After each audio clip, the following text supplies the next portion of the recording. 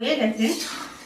দেখো কি সুন্দর হয়ে গেছে, সবুজ সবুজ কালার হয়েছে, কিন্তু হলুদ হয়নি। হলুদ হলে কিন্তু এই ডাঁটাটা খেতে কিন্তু ভালো লাগবে না।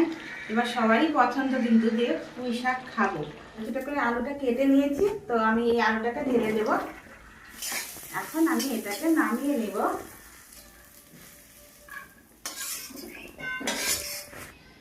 আমি দেখো গোটা লঙ্কা একটা দিয়ে দিলাম ফড়নে। ফড়ন দিচ্ছি তো তার জন্য তোমার একটা তেজপাতা দুটো ছিঁড়ে দিলাম, দু ভাগ করে দিলাম, আর গোটা জিরা কয়েকটা দিয়ে দিলাম। এখন দেখো যে সিদ্ধ করা আলুটা ছিল, হাফ করেছি, বেশি করিনি, ওটা আমি এটার মধ্যে দিয়ে দেবো। আমি যে কেটে রেখেছিলাম পুঁই ডাঁটা, ওটাও আমি এর ভিতরে দিয়ে দেবো। এখানে এখন দেখো পরিমাণ মতন আমি নুন দিয়ে দেবো। নুন দিয়ে দিচ্ছি পরিমাণ মতন। দেখো বন্ধুরা, আমি এখন কাঁচা লঙ্কাটা ওটাকে আমি দিয়ে দিচ্ছি। দেখো এখন দেখো আমি একটু নেড়ে নেবো। নেড়ে নিয়ে আমি এখন পরিমাণ মতন হলুদের গুঁড়ো দিয়ে দেবো।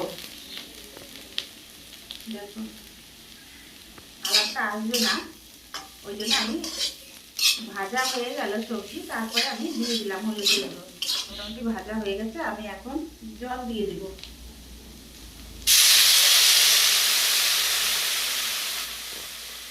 এটাকে ভালো করে নেড়ে চেড়ে দিলাম।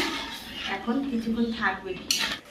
দেখো বন্ধুরা কি সুন্দর জাল উঠে গেছে, কেননা এই ডাঁটাতে যে শাকটা ছিল সেটা কিন্তু আমি এই যে এখন আমি দিয়ে দেবো।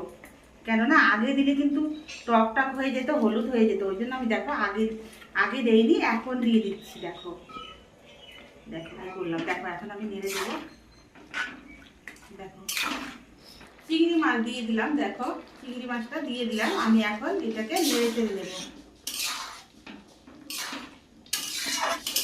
দেখো কি সুন্দর হয়ে গেছে, কালার আসছে কি দেখো। ঠিক আছে, আমি এখন নামিয়ে নেব। এবার তোমরা এরকম আমার মতন করে বাড়িতে করে খেয়ে আমাকে অবশ্যই জানাবে যে এটা কেমন হয়েছে।